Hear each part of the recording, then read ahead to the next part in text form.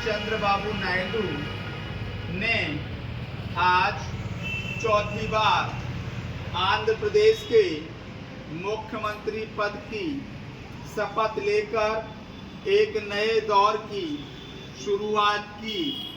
वहीं उड़ीसा में मोहन चरण मांझी ने मुख्यमंत्री पद को सुशोभित कर एक नया इतिहास लिख दिया है। आंध्र प्रदेश में जहां तेलुगु देशम पार्टी के नेतृत्व में भाजपा की सहयोगी भूमिका से गठबंधन सरकार बनी है, तो वहीं उड़ीसा में भाजपा ने अकेले दम पर सरकार बनाई है। चंद्रबाबू नायडू भारत में सूचना प्रौद्योगिकी के नाम पर पहचान रखने वाले नेता हैं। मुख्यमंत्री के रूप में जब उन्हें मौका मिला तो उन्होंने हैदराबाद को आईटी हब के रूप में बदल दिया। अब जब वह फिर मुख्यमंत्री बने हैं तब उन्हें आईटी क्षेत्र में एक नई क्रांति के लिए काम करना चाहिए।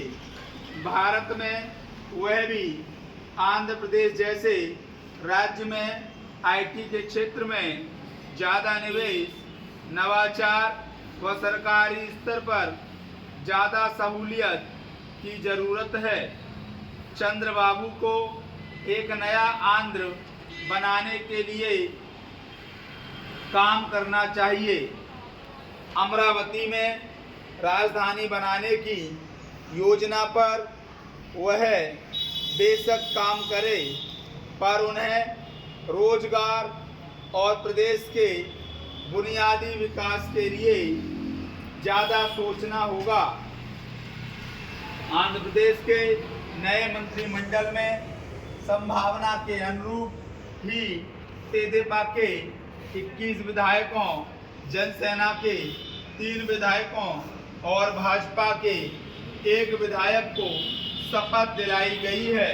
खास यह भी है कि आंध्र में इस बार पहली बार चुनाव जीतने वाले 8 विधायकों को मंत्री बनाया गया है।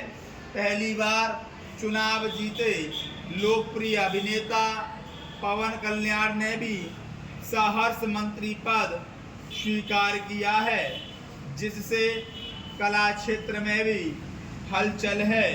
वैसे चंद्रबाबू नायडू भी महान अभिनेता एन.टी. रामाराव की विरासत ही संभाल रहे हैं।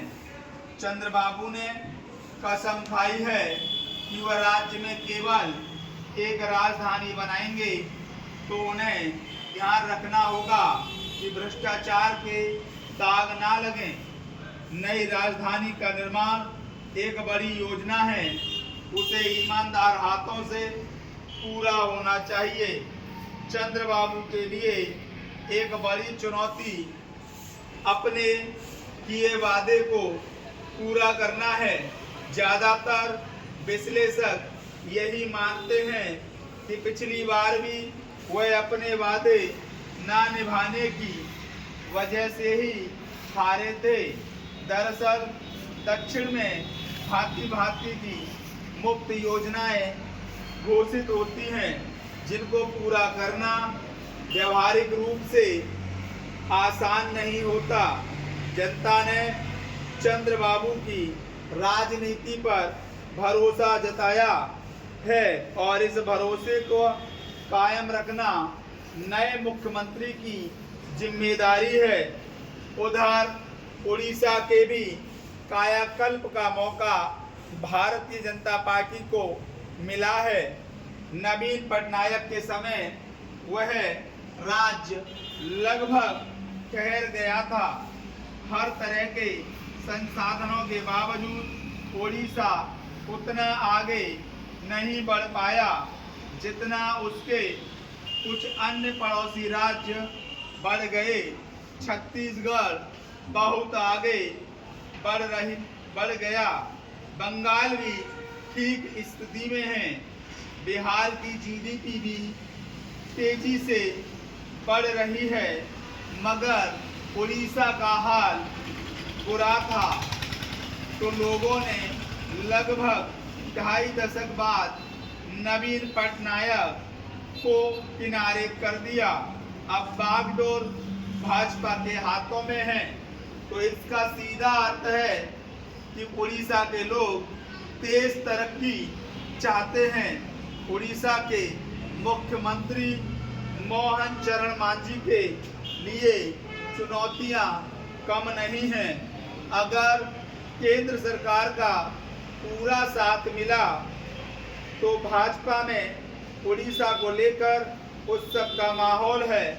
पार्टी में जगन्नाथ शब्द इन दिनों बहुत प्रिय हो गया है। पार्टी के नेता अगर मानते हैं कि उन्हें भगवान जगन्नाथ की भूमि की सेवा का अवसर मिला है तो यह अवसर हाथ से जाना नहीं चाहिए।